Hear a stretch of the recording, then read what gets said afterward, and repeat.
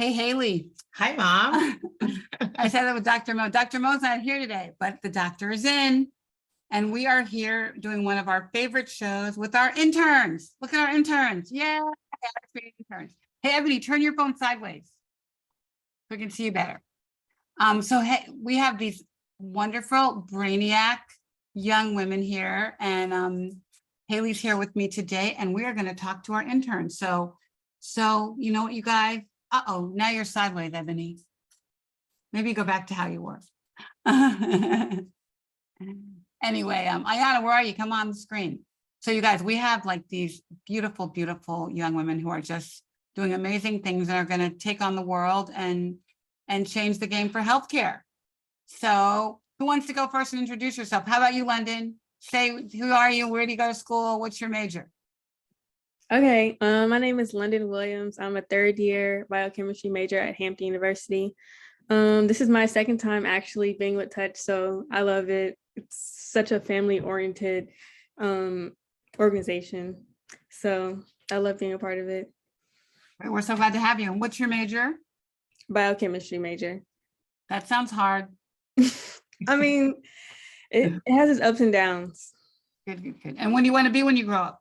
I actually want to be a dermatologist. So okay, awesome. I have always struggled with eczema, so like please do that. And I'm getting old, so I'm gonna need you like to do things to my skin to make me look younger. Okay. I got you guys. Okay, we need you. All right, Courtney. Go off mute. You're on mute. Hi, everyone. I'm Courtney. I'm a second year at Dartmouth.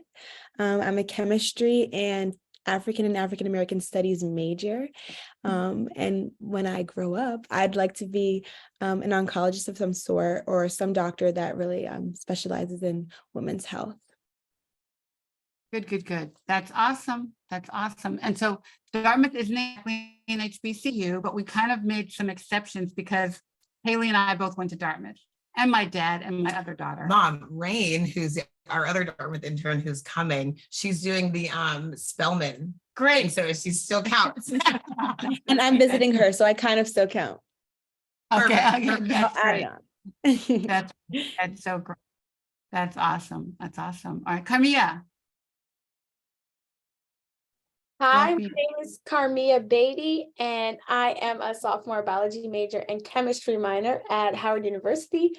And I've always wanted to be a surgeon my whole life, but I don't know what type, because I feel like I can't really know until I try, but I'm thinking probably cardio. But specifically, I know what I want to do when I get older is really focus on holistic medicine and how that centers around like care, because right now I work in a hospital. I'm a phlebotomist. I draw people's blood, so I kind of get to see a lot of the weird things with medicine and certain stuff and how people come in sick and they get sicker. So that's another thing I really want to tackle, being in the healthcare field and being a doctor, is how to teach people how to take care of themselves outside of the hospital to really encourage preventative care. Like actual healthcare, not yeah. Right. We should all be investing in our actual healthcare, not just going to doctors when we are sick. Yes, exactly. What made you want to be a surgeon? Like watching Grey's Anatomy? Like what made you want to be a surgeon? As a mixture of a lot of things. My dad, he actually was a medical sales device rep for orthopedic spinal surgeons. So he was in the hospital a lot when I was growing up, and he would roll me on with his carts of trays of medical devices, and I'd be in the hospital around a lot of doctors, and I was like, whoa, I really want to do this. And I've always had a natural inclination to care for people. I was changing my brother's diapers when I was 3 years old, so I wanted to like care for people and do stuff, and I like to figure stuff out, and I was like, surgery, I got to do it. So that's awesome. Love it. That's awesome. Love it. Chelsea. This is not your first rodeo. Yes, this is my second semester with Touch. I'm Chelsea McGee. I'm a junior chemistry major at Texas Southern University. And after graduation, I do plan on becoming a radiologist or going into health disparity research. And this is my second semester and I really enjoy it. And I love For the Love of My Girls launch. I went to their skate party in Houston. We have lots of skate parties and interactive events, and they're really fun. So. Go ahead, say it again. Oh, what are you doing this summer? This summer, Haley so kindly wrote me a recommendation letter, and then I got the opportunity and I got accepted to the MD Anderson 2023 National Summer Internship. I get a stipend to study cancer this summer. So I'm very excited. Awesome. That's so awesome. So proud of you. So I know, that's awesome. great. So awesome. So awesome. So awesome. Brittany. Hello, my name is Brittany Knott. I am a business management and entrepreneurship major at Bowie State University.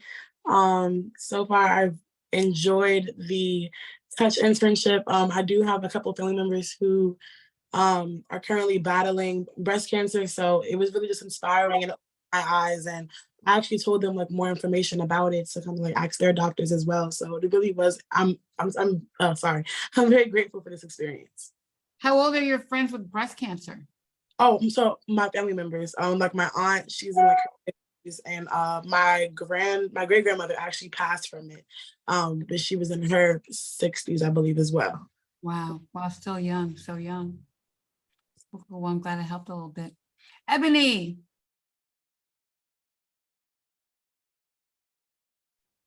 Sorry. Hi, everyone. I'm Ebony. I am a second-year Master's of Public Health student at the University of North Carolina at Greensboro. What do I want to be when I grow up? I honestly don't know. I'm figuring it out still. I do want to stay within clinical research. Right now, I do work within the Alzheimer's Disease Research Center, which also disproportionately affects Black people. So I want to keep going into the direction of like working in like health disparity research and clinical research. Awesome. Awesome. Ebony, I had no idea that I'd be dedicating my life to boobs at this point, so take your time. Right. It's okay. And you can change your mind. With the teacher. Yeah. Right. Brittany, we forgot to say what you're going to be when you grow up. Oh, I'm sorry. I want to have my own real estate company and then just inform my community about financial literacy and homeownership. Great. So you can like build the doctor's offices for all these lovely doctors to have their office, right? You can get their office space for them, right? Cool. Okay, Rain, we're glad you came. Hi everyone, I'm Rain. Right now I'm a psych major and I go to Dartmouth. I think right now kind of still up in the air on what I want to do when I grow up, but Okay. I think I want to do business. Okay. I think. Okay, whatever. That's the track I'm on right now. Yeah, you got plenty of time. What's your major? Psychology. Okay. I majored in Chinese. It doesn't matter. Literally. Chinese and philosophy. Yeah, but like, you know what I mean? Like, you know, you could do whatever. You have plenty of time. And Jada Blair, who I've known since birth. Everyone. I've known since birth. Yes, my name is Jada Blair. I am a senior at Kennesaw State University, and I am an integrated health science major. And when I grow up, I want to ultimately have my own hospice business and, a funeral home as well, but just also help and just be a part of healthcare policy and the disparities like Ebony as well. So that's cool. But yeah, I'm so happy to be a part of Touch for the second time. Thank you. It's been a blessing, and I just love being able to reach different demographics. Cool. Love it. I love it. So you're going to help them die gracefully and then bury them. Okay. Not to make it sound like that, but make the best of it, because I had a grandfather who passed away from Alzheimer's, and he was mistreated, and it's really terrible how people are treated, and I just want to be able to be a patient advocate, and I felt like this was like the biggest way where I could really help people. So that's great. Well, also we've learned so much about like breast cancer and like grief and not taking care of that grief, whether you like just the grief that comes with getting breast cancer, not even the death, you know what I mean? Just like that being a real part of that experience. I think Mhm. being able to support people in that way is so important. Yeah, we should have a grief counselor coming on the show in a couple of weeks Yeah. who, she just lost her dad. And so she had to deal with grief on her own, you know, so she's like, it sort of, I think, helped her figure out how to help people better because she had never really, I guess her mom died many years ago, but she had to really understand it from like losing someone. But she's actually going to talk about just the grief that you get when you get diagnosed. And, you know, it's a horrible feeling. I mean, for me, it was like, you know, somebody just turned the light off and you couldn't find your way out of this darkness. So you do sort of go through that feeling. So, all right. So, Wait, last is Ayana. oh, Ayana. How can I forget Ayana? She's been on the show before. You go. Girl. How you forget about me? I know. Hi everyone, my name is Ayana Sanders. I am a junior biology major, also minoring in chemistry. And at South Carolina State University in Orangeburg, South Carolina. Also, when I grow up, I would love to become an oncology pharmacist. However, if that does not fall through, I'm looking towards a pediatric oncologist. I just know I want to specialize in oncology in either direction. All right. It's a good place. That's our lane. All right. Sorry about that. Ayana spent a night with me and my mom in Charleston, so it was pretty. Yes, it was love. And Miss Janice. Yes. I know Miss Janice, my best friend. Right? So you guys are awesome. You're doing great things. So who wants to talk about their internship? Like I'll let you guys, this is your show. So, and people want to hear from you. And I see you chopping at the bit over there, Courtney. Who wants to talk? You want to go first? Go. I can start.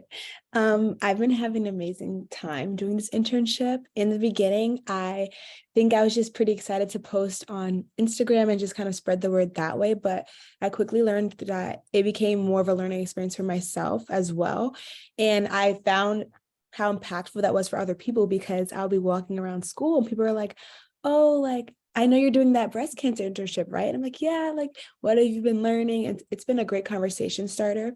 And then also, as you guys know, Rain has kind of been my colleague on campus. We've been working together a lot lately. So it's been nice to kind of be starting a touch organizational space at school where people recognize the organization and the work that we're seeking to do. So it's been really nice to not only collaborate with Rain and get to explore and learn more with her, but also with Haley as we bring events to campus and just seeing how much people are excited to learn and are tackling those conversations at this age where we don't really think about that.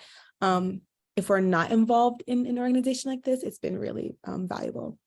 That's great. And you guys are having a party on Friday. Yeah, right? I was just about to say, I don't know if you guys realize how much you guys have done to support me because Jada brought you to two events. You came to Philly with me. We were in Atlanta. Chelsea came skating. Ebony's done multiple of these shows at this point. Ayana was in South Carolina with my mom. Rain, Courtney, and I have been doing things. And then Brittany and Carmia, I need to get you guys at a DC event soon. We should do something.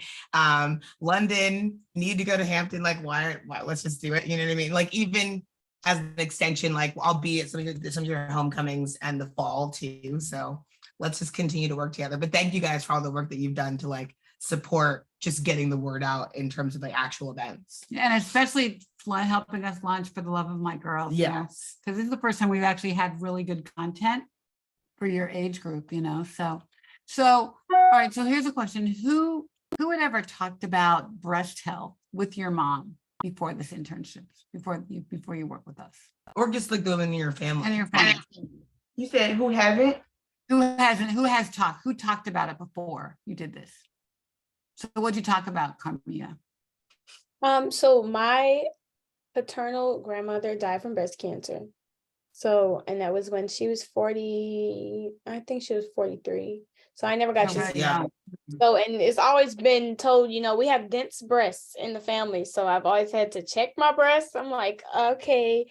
And that was kind of an intimidating thing for sure, but it was just knowing that's in the family, that's in the history. So being conscious about your eating, being conscious about, your lifestyle.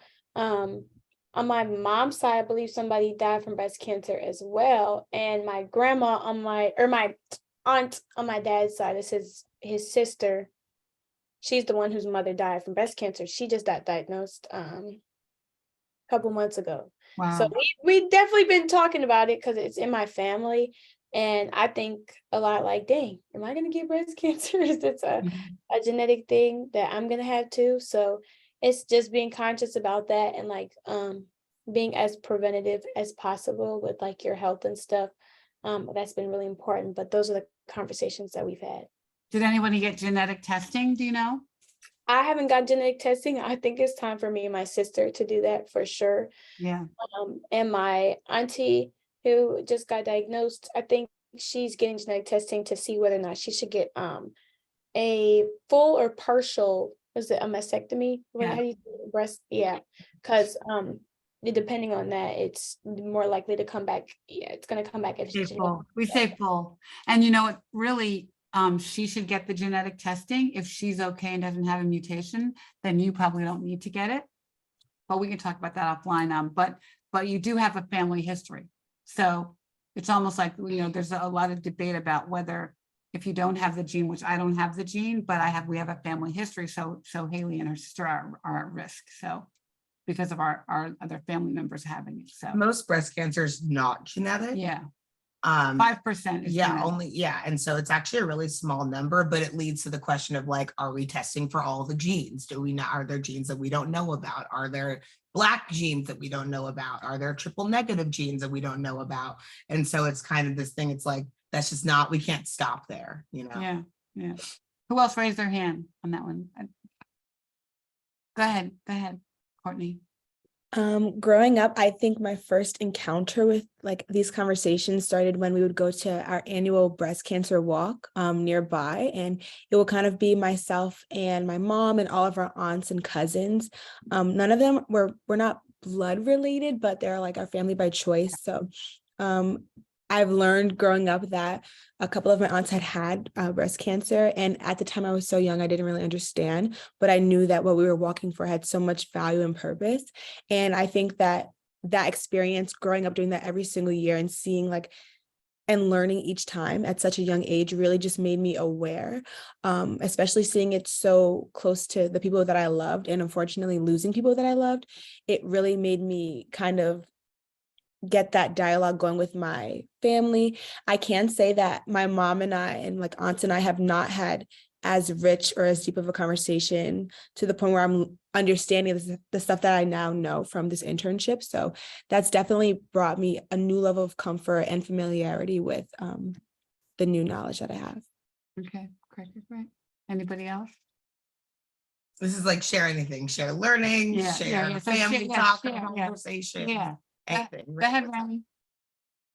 Yeah, I kind of want to just like piggyback off of what Courtney last mentioned. Through my interview with my mom, I realized that I've learned so much through this internship because she was like asking me questions and I was like, whoa, I know the answer.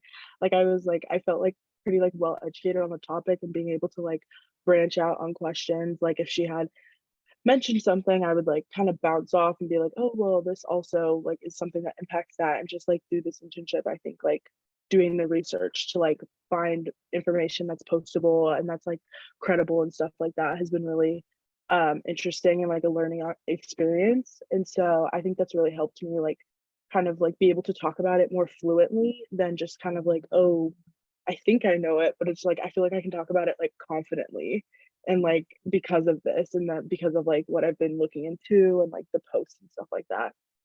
That's great. And just for the record, our interns post on social media. So we give them a little content, but then they kind of use their own imaginations and creativity to bring content to their peers on their social media. So well, they know young women better than we like their age demographic. So it's like, why not let you guys tailor it to their community in a way that's meaningful and impactful?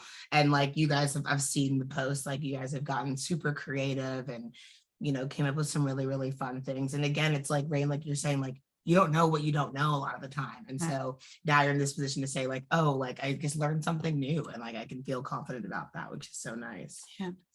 Yeah, Brittany, put your screen down a little bit so we can see your whole face. Your beautiful face. So who else wants to share? Yeah, who else wants to share? Jada, you look like you're trying to talk. Love the hat. Yeah. Thank you. Yes, I've had an amazing experience, and the best part about it for me has just been just reaching a lot of different people. Like I've seen just how many people from before didn't know about any type of breast cancer awareness or early detection or anything, and like just seeing how many people I was able to reach afterwards.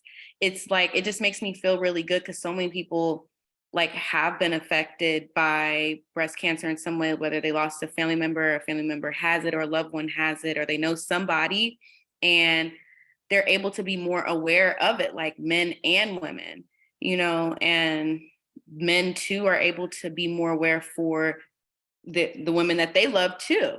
So, and I love that it's just, I've been able to help spread awareness, you know, that's been the biggest reward because, you know, I just want to help save lives.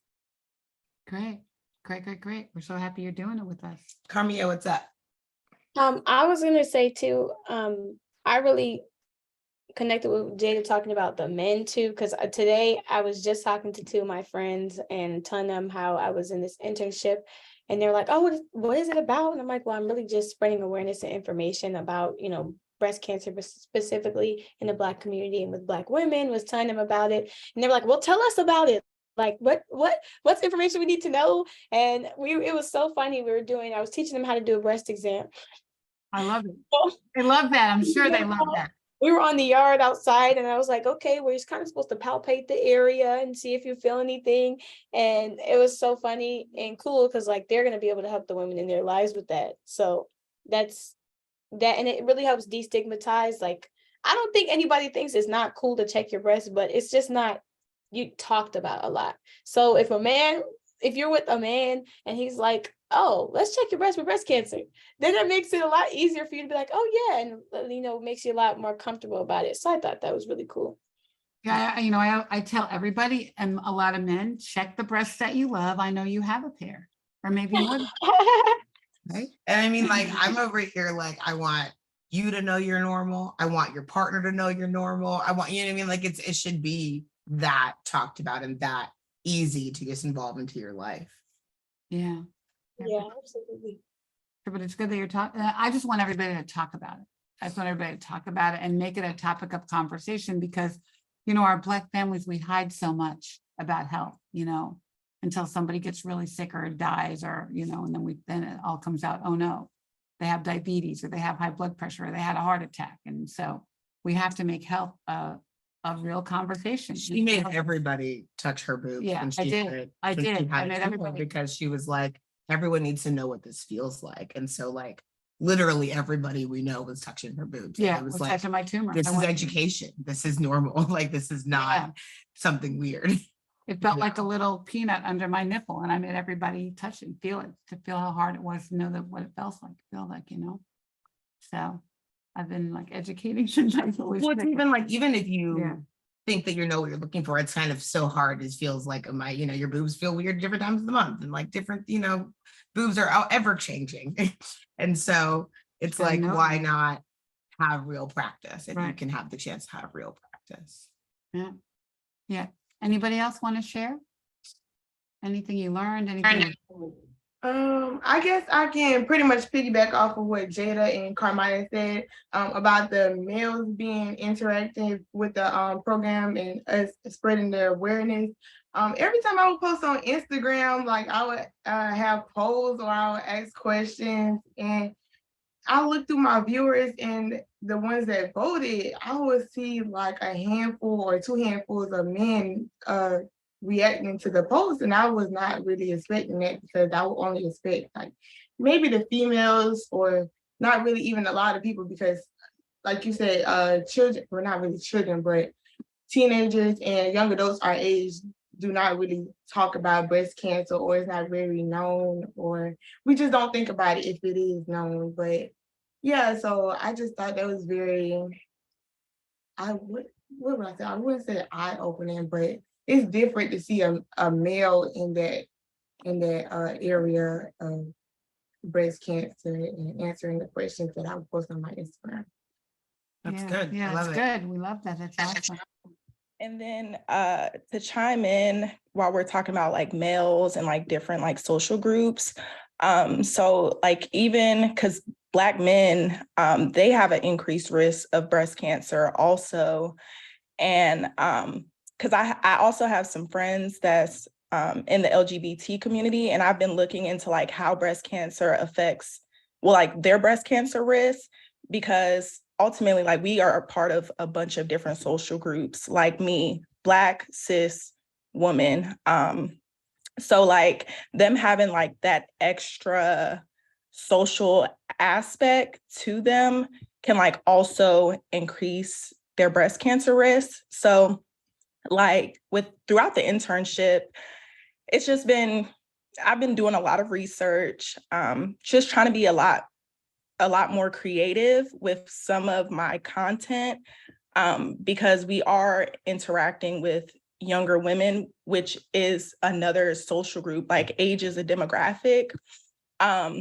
So like overall, like I've just been learning that like it's important, especially like with breast cancer recommendations, to be inclusive of different social groups and different aspects.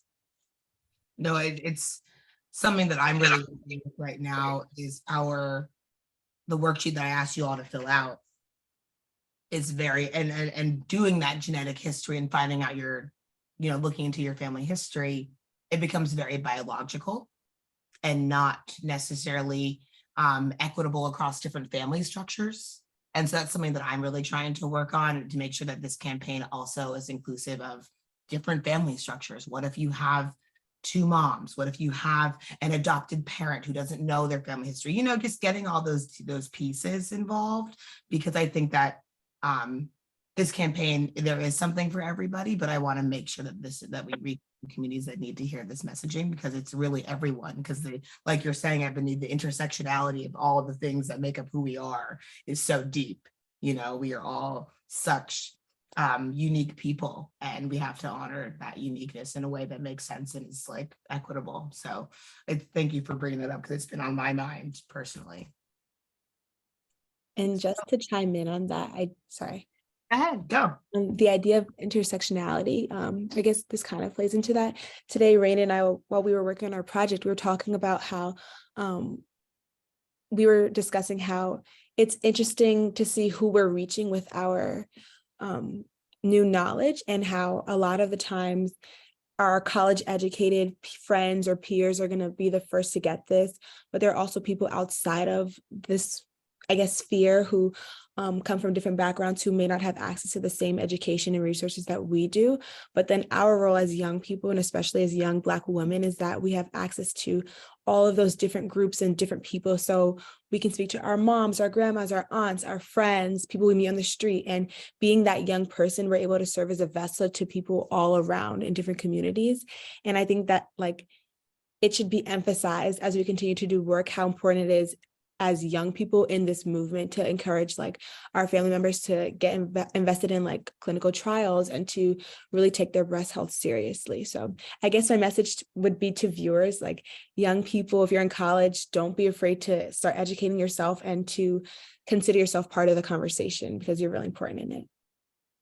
Well, that's why we chose this age demographic of 18 to 35. It's such a powerful age demographic, because we can talk not only to our parents about this, but also our kids and our younger generations, so it's like this age demographic that can truly make a difference in both directions. Yeah, but I'll tell you a story. You guys are very blessed to be getting these wonderful educations at these wonderful institutions, and have all this love and around you of people supporting you to get educated. But we did a focus group on clinical trials a couple of years ago, and so we interviewed 48 Black women across the country, mostly breasties, but some family members and caregivers. And so there was one woman who walked into the group, and she had in her beautiful St. John suit. She was totally this. She made it known that she was a Link and a Delta, and she had, she was like, a badass lawyer in Chicago, and she had this big job, and she was like, she made it known that she was a badass. Okay, so she had all the stuff like the hair, the everything. She even like had her Louis bag in the background, right? So we would know that she was hot shit. So shouldn't say that on the show. Anyway, so we're talking about clinical trials, and I was saying, you know, and she was explaining how her mom had been in a clinical trial. Her mom had just recently died of colon cancer, and she'd been in a clinical trial for 8 years. And so I said, well, what drug did she take? Well, I don't know. Well, what was the standard of care? Did she take the standard of care drug or the test drug? I don't know. What does that mean? She knew absolutely nothing about clinical trials. Her mom had been in one for 8 years. She's this well-to-do, hotshot lawyer, well-educated, you know, very prominent in her community. She made that known, but she knew nothing about her mother's illness. And she was the caregiver. So when you think about what you know, trust me, you know more than so many people. And it doesn't matter how educated they are. It doesn't matter how much money they make. Health is something that just isn't a topic that people talk about. And they may know a lot of things. They may know how to buy a St. John suit and be a lawyer, but they may not know to check their breast. They may not understand, you know, what a clinical trial is all about. So that's why we have to work really hard to educate people, because everybody, you know, at some point you're going to get sick. Everybody's going to get sick with something, right? Hope to God, you know, we're old when it happens. But I mean, the more we know and the more things, you know, we can't prevent breast cancer, but you can be prepared for it and you can early detect it. And I think we have to do that. I have a question that's been coming up again personally for me, because I've now been doing this work for almost a year. And I'm like, am I doing this work for myself? Like, am I actually doing these things? Went to the doctor last week for a regular health checkup. I was on her case for months. Okay. You know, but it's like, my question really is, we can be super duper aware, right? I can know all these things. I can know that I need to do these things. I can know that I should drink less on Friday, but how do I drive that into action? How do I make sure that I'm actually doing these things? And so my question to you is like, now that you guys feel more aware, and now that we know that awareness is the first step to action, but how do we get that action to actually happen, you know? And so like, just think about that for a second. And so how can we get young women to take this awareness and put into action? Yeah, we want you to walk away and like start, you know, talking to everybody and beating them up and saying, you know, Mom, get your mammogram, Grandma. But it's like, yeah, how do we get them to do that? Even because it's, you know, not all, it's like, it took me a year to go to the doctor, like to like, just do these things. And she's my boss. And like, I do this I'm reminding myself of this every day, and it still took me the time it did. And so like, I acknowledge this is like a real thing. Like, is it telehealth? Is it like finding a good doctor? What does it mean to be in your 20s and be moving from city to city and not have a primary care doctor? What does it mean when you don't have it? You know, like all these things. How do we get this awareness into action? Any ideas? I believe. Go ahead. I just believe that a lot of people don't visit the doctors because the doctors don't look like us. A lot of people don't trust the kind of doctors that we have. And because we don't have doctors that look like us, we also don't have the doctors spreading awareness to us. You know, when white people tell you to do something, it's like, what do you know? You don't go through the same kind of breast cancer that I go through. How are you going to tell me what I'm supposed to do? Or how are you going to prescribe me the right medication? And, you know, a lot of times when they do give us awareness and statistics, we're not even included in the statistics as Black women. So like, how are you going to tell me what I need to do and how I need to go about this, and I need to visit you and I can't trust you. I'm not included in your trials. Medication is oftentimes more expensive for Black women than it is for white women. Sometimes doctors just prescribe you medication just so you can pay for it, but you might not even be able to pay for it because it's more expensive than your white counterparts. And I just believe that a lot of things like that make people hesitant to go to the doctor and get tested. But I feel like we know with all of us as interns, we all want to go into the medical field. I feel like one day when we all become doctors, that we will spread more awareness just by being who we are and being us and being great doctors. And I feel like we'll definitely make a difference that way.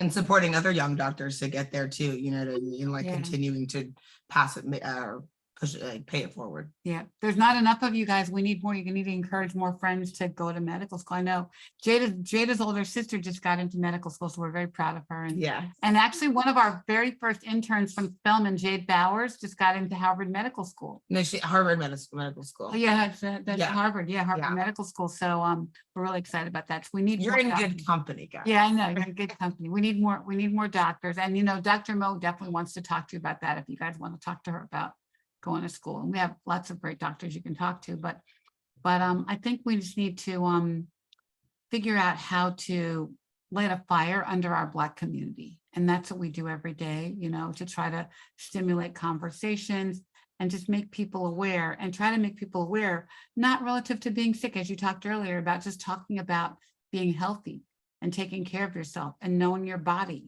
and being able also to be the CEO of your own health, so that you can advocate for yourself if you feel something or need something and you don't feel like you're being treated fairly. But Carmia, you had something, and then Yeah. Ayana had something too. okay, I have a lot of things in my head. bring them Just- out, girl. Spit them out. But yeah, in terms of like the Black community, I definitely think we kind of need to redefine what community means, because we've been through so many things, and because there's a lot of Mhm. just a lot of things that we have to deal with. We try our best just to support, or just to, if you're doing that, that's okay, and kind of enable people. And I think that the issue is that, like, there needs to be a push. If the people around you really told you again and again, you need to go to the doctor, and didn't just go, I understand that you don't want to go, it's okay. And if everybody really kind of took that seriously, and we kind of redefined what community means, and how, as a person who loves somebody else, with my family and with my friends, it's my job to make sure that they're doing their best in every area, and not to allow them just to be complacent with something, or be okay not going to the doctor just because they feel uncomfortable. It sucks, but at the same time, you have to take that initiative. If you need to find a Black doctor, we're gonna find that Black doctor. But pushing people to be more like interactive with their health, and more interactive with their lives in general, I think it's just from a lot of history of people treating us wrong, it's been easier for us to just support whatever the person wants to do, instead of pushing them to do what they need to do. So that definitely came to my mind. And I think, as Black women, all the people that want to go into the healthcare system too, that's really important, and we're going to be representative there. But I also think we need to tell white people, like, there's a lot of learning to do. Most of the world is not white. So it's just like, you can't keep going on learning books about white people, about white people's skin, about white people's illness, and then treating Black people, because at the end of the day, there's always going to be white doctors that are treating Black people. So making sure that they have the correct knowledge to do so, and making sure that you do allow race to be a factor in the correct way, is also a very important thing that needs to be pushed, because we cannot control all the doctors, all the people that become doctors. We can just control us becoming doctors, but there's going to be a whole bunch of other white people that's still caring for people, and we want to make sure they're doing that the right way. So yeah, I just think there's a lot of aspects to a lot of stuff. But yeah, it seems like, I don't know, it's overwhelming for me sometimes going into the healthcare field, and like even working in the hospital. I'm like, dang, it's a lot of stuff that needs to change, but I don't even know how to do it. But I'm thinking about it. Yeah, Working. her quote to me is always, the answer is never no, it's always how. And so I think if you can kind of internalize that and be like, I'm just going to figure it out, you will figure it out. And to Chelsea's point, like, it did take me that long because I was looking for a Black doctor, and I live in DC. It shouldn't be that hard. You know what I mean? So imagine cities where it's not chocolate city, or not, you know what I mean? So like, it is hard, but it's worth it, and don't give up. You have to be intentional about it. Yeah. And support each other. Ayana had some thoughts. Oh, Chelsea basically said what I was gonna say, honestly. But what Carmia said at the end, she said it's a lot of white doctors diagnosing and trying to treat Black people, but that's where it falls back into getting Black people doing clinical trials or participating in clinical trials, because like you said earlier, Black cancer is different from white cancer. So that way, in order for us to get the right treatment or the right prescription to cure our cancer, we have to have more Black people participate in clinical trials. So that's basically where I feel like we come in and we step and we take the initiative to help people push and get out there and actually get that right prescription and that right cure or that right treatment that we need to cure our Black cancer. Yeah. Sure. I think that as we dig more into the science, and our mantra is to advance the science and get better drugs for Black breast cancer, we're starting now to question all the things in the whole breast cancer ecosystem. We're finding that so many things just weren't designed with Black people in mind. Even just the age at which you get your first mammogram is 40, is too late for Black women. And we now just realize there's a test that a lot of breasties take, especially when they're early stage, that basically will help predict whether their breast cancer is going to recur. So they take this test, they get a score, and then the score tells them, okay, you should do chemo or not, right? So we just realized that test doesn't work on Black bodies. So now we have all these breasties who have taken this test and made a decision not to do chemo, and their breast cancer is probably going to come back because the test doesn't work, which is crazy. But then we have scientists that are working in our favor. In my refrigerator right now, I had this woman send me the other day a box of 200 tests. It looks like a Band-Aid, but it's like a thermometer that you put on your breast to tell if you have breast cancer or not. And so I asked her, how many Black women have you tested this on? And she's like, well, not a lot.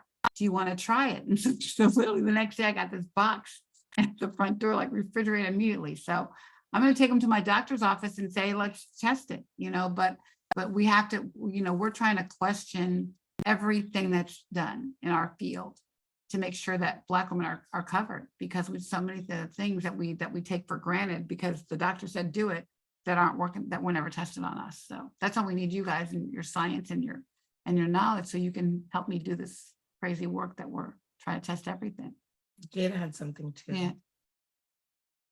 Yeah, like I was just really piggybacking off of Carmaya, really about like just being a community, and like, because community intervention is really what's going to be like the most helpful, I feel like, and just helping everyone with their health literacy.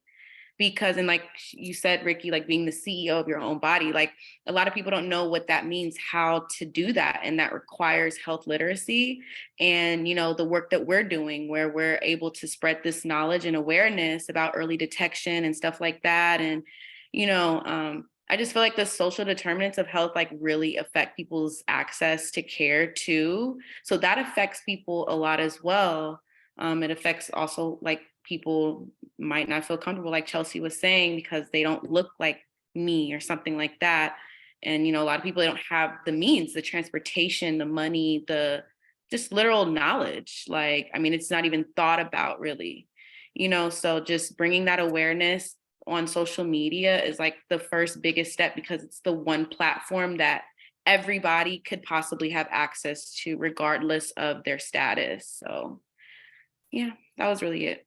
That's great. I love how you're challenging the word community. I think that's really important because I know breast cancer, I think because it's primarily women, the Breastie Club is not one I recommend. Yeah, I don't think you should join it if you can help it.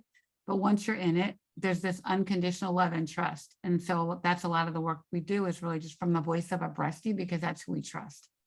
And that's why we have young women talking to young women. Yeah. Like your family, your friends, and your community is going to hear from you. I've been recently working with this author, Charity, Power, the Rise of Black Women in America. And instead of comparing Black women to white women, she's comparing Black women to Black women over time.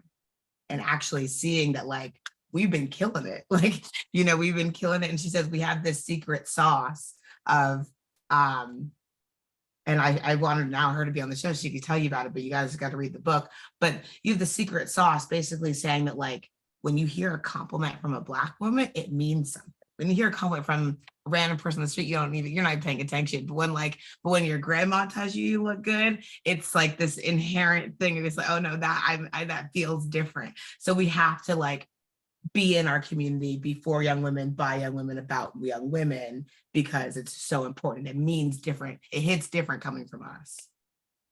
Yeah, like, girl, I love your shoes, right? Right. What's the name of that book again? I'll send it to you guys. Power, the Rise of Black Women in America. And it's just like, again, a new lens of like, I'm going to stop comparing myself to you. I'm going to keep comparing myself to me over time. And just like, it's a different perspective. It's really great. Yeah. I will send you guys some books. Yeah, we'll send some books. Put it in the comments. But yeah, but Brittany had something too. Yes. So to piggyback off of what everyone else said, I definitely believe that it starts with the Black community. Like, it starts with us, because we tend to kind of subdue the pain, or to kind of just like look over the issues that we have as a community, such as like breast cancer and health. Like, I know, even though breast cancer does run in my family, like, you know, there are many of us who have had it, like, in my family. It's never been anything that we've ever talked about, which I think is crazy. Now that I'm doing this research and I'm, you know, this internship, I look back and I'm just like, is no one else like seeing the pattern? And it's kind of just like, we're kind of playing it as like some sort of like luck game where, like, you know, if you get it, you get it, but, you know, there's nothing else to do about it. Like, no, like, we have other options now. And I think that's what the Black community struggles with. And I understand that we have a lot of challenges that we're facing, and this is just another one of them. But I definitely believe that it starts with us. And that's why I'm so grateful to be working and doing this internship, because it starts here, where we're able to gain the knowledge and we're able to inform others. And I definitely am extremely grateful, because the cycle needs to end like now. That's great. That's great. You know, I think you guys are so wise for being so young. I so appreciate it. I think we all have a lot of work to do, and you guys, you know, you can change the world. You can do whatever to change the world. So if you could change, well, let me ask one question about, you guys had to deal with COVID. Like, you weren't on campus. It really affected your education, right? I mean, we all were affected, but you were like deprived of, I think, a college experience. I would not have survived at that age. I would have I been. know, right? You had to come home, work at home with your family. That's crazy. So how do you think COVID has impacted our community? Like, do you think it's helped people think about health or not? I think COVID changed the way media influences people's thoughts. I feel like during COVID, a lot of people got their information about certain illnesses and diseases from social media. So when this internship said, oh, you're going to spread awareness using tactics such as social media, I feel like that's how it really got people to engage with my posts, is because, you know, when we were on lockdown and we couldn't go anywhere, all you had to get your information and news from was media. And I feel like COVID affected us as to now a lot of people only get their information solely from social media or media networks. And so that's how I got through most of my audience. You know, I did in-person things like the skate party, and then during homecoming, I did the table with the Touch BBCA. But the most effective thing that I did was social media and the interactive posts.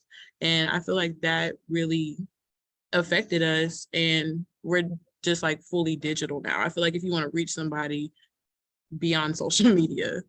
I was once applying for to like live somewhere in Oakland, and my old roommate was like, you shouldn't be looking on Craigslist for apartments. You should put in an advertisement for yourself as a roommate onto Craigslist. We have to stop taking from the internet and start populating in a way that makes more sense, you know? Yeah, that's what we're using it. Anybody else want to talk about COVID and how it impacted? So I think COVID has changed the way like caring for yourself looks. I definitely think COVID has kind of like increased the push towards like holistic health and like herbal medicine and things like that. But then also like it has increased people's awareness in terms of like mental health. So I will say COVID has positively impacted people in that sense, because I mean, ultimately, like, we didn't have a vaccine. people were, a lot of people died from COVID. So, collectively, we all just had to kind of figure out like, how can we best protect ourselves, like make sure we're getting our vitamins, make sure we're eating well. Even like during COVID, I mean, I know a lot of people did say like they struggle with like weight gain, but then like also like a lot of people also did use their time and occupy themselves with like working out. So I do think COVID has changed that aspect. I agree with you, Ebony, with the holistic point. I had no idea about elderberry until COVID. I thought I was Dr. Seeley when COVID came. I swear, I thought I was Dr. Seeley. I have his book, and well, not his book, but it's a autobiography, and I have his book. So you cannot tell me I'm not a holistic medicine pharmacist of my own in here. So. Good.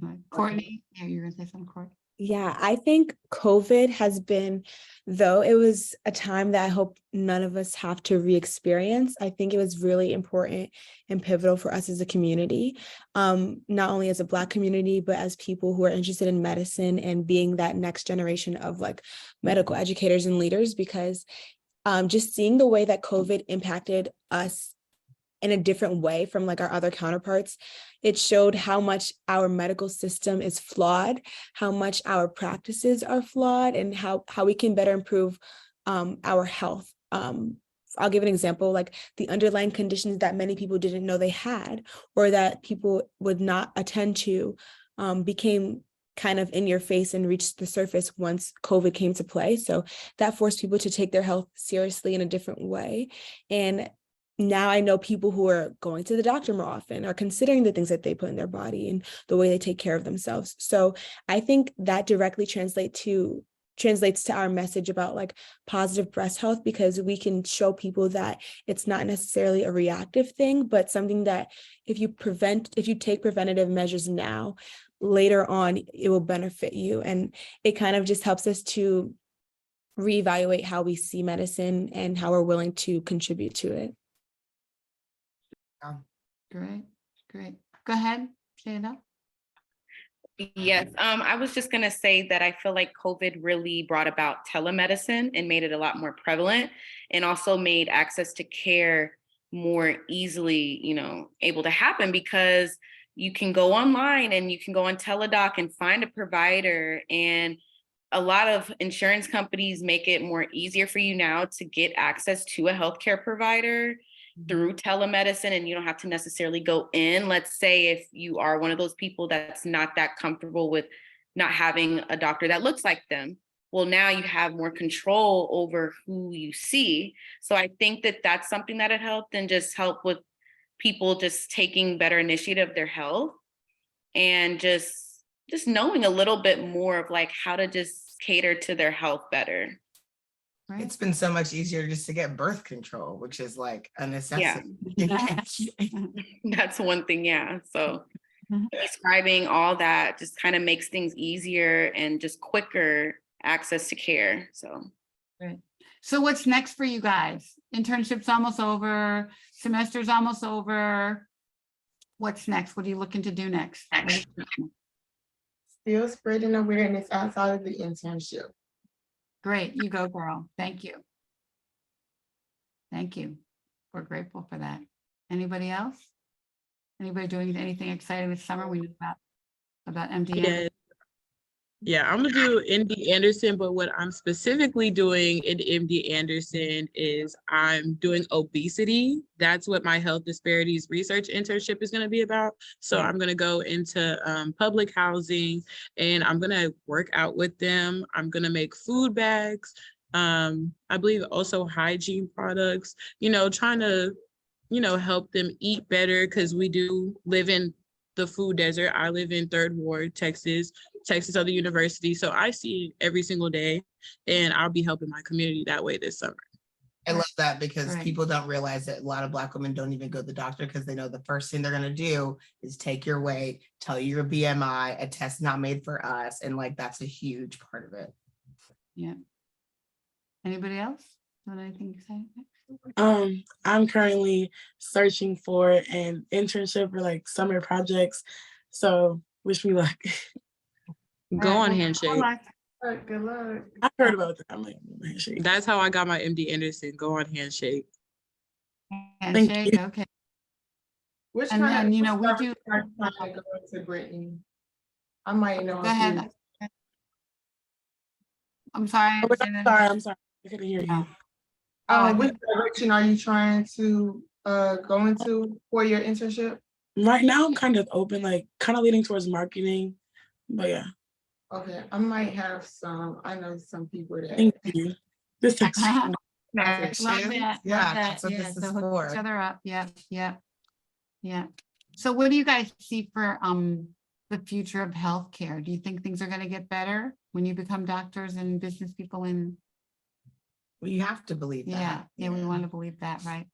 I think for sure. I mean, everybody who's talked on here, like they have a vision. They also have a unique experience. It's unique, but we all also understand that experience though, and like we understand the importance of representation and like advocacy too. So I think that's it's not just us. It's a whole bunch of young Black women. I think we're the future. To be Yeah, honest, you know, girl, you are. We're counting on you. We are counting yeah. you. It's just like when the worst treated people, the lowest people get intelligence and get opportunity, then everybody else is going to thrive off of that. So Yeah. I think we have definitely a unique experience, vision, and like plan for the world.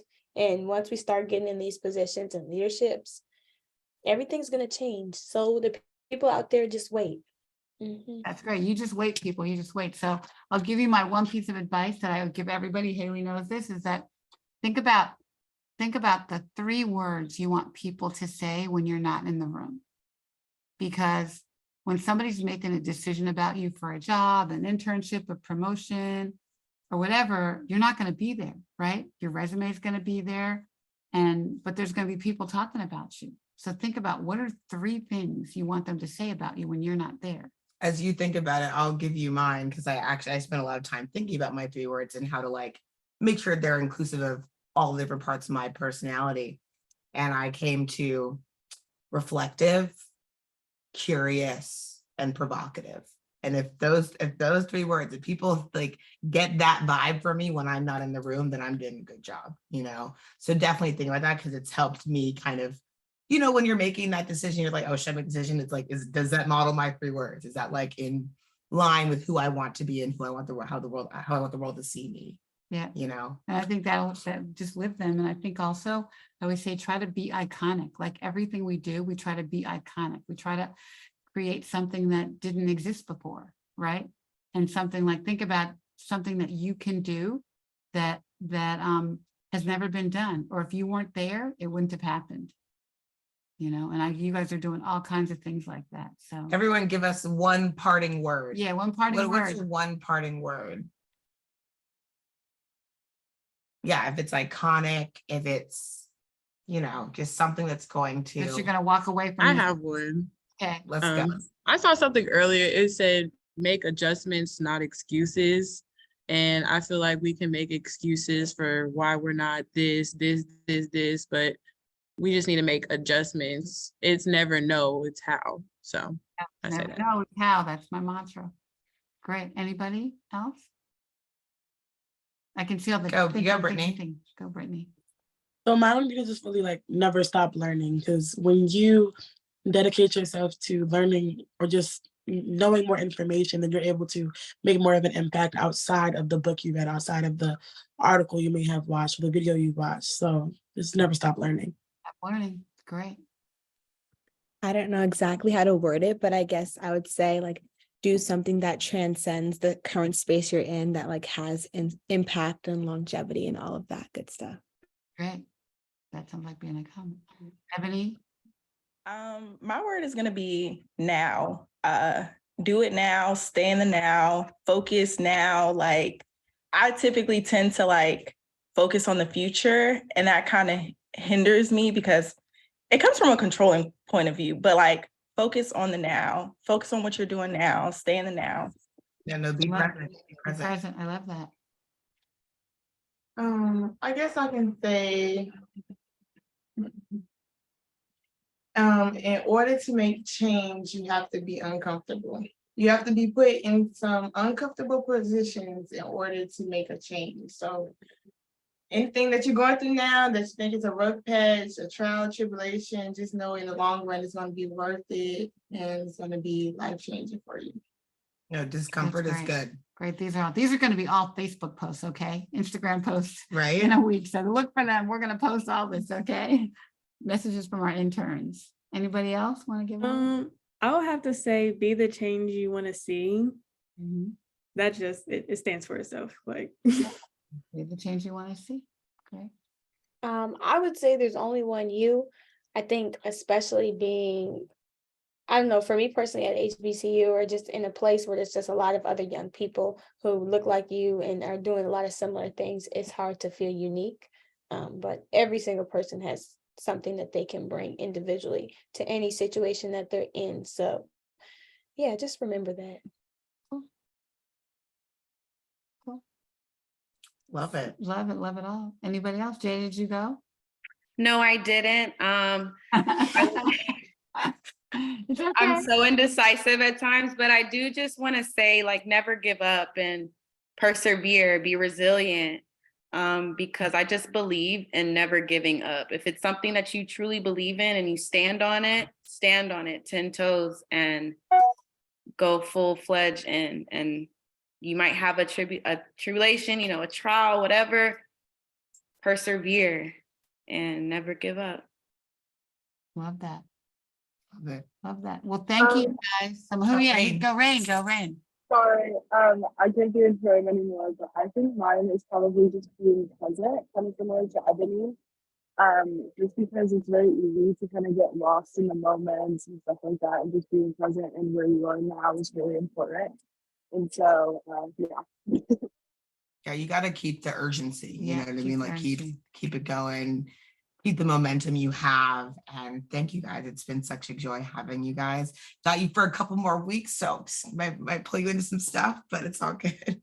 Great. Yeah. And we thank Gilead and Genentech for giving us the funding to support this program and pay you guys and make this relevant for all of us. We love them. We thank our platform, blackdoctor.org, but we thank you guys. Thanks for being with us. And, you're now part of our family. You guys who know who came back, we don't let you go. So Yeah. you're stuck with us now. And obviously lean on us for anything. Yeah. We're here. We want to support Yeah. you guys. Yeah. Dr. Mo wants to support you guys. So Yeah. just know that we are here and we're going to keep on doing the work so you know where to find us. Yeah. All right. You guys have to do Breasty Love. This is how we end the show. We make it real and reliable and relatable. And we do this every Wednesday night. I'm doing Mo's line now. I hope I don't mess it up. And we'll see you next week. Yes. Take Thank you care, guys. Blessings. Bye. See ya. Bye. Thank you. Bye. Thank you.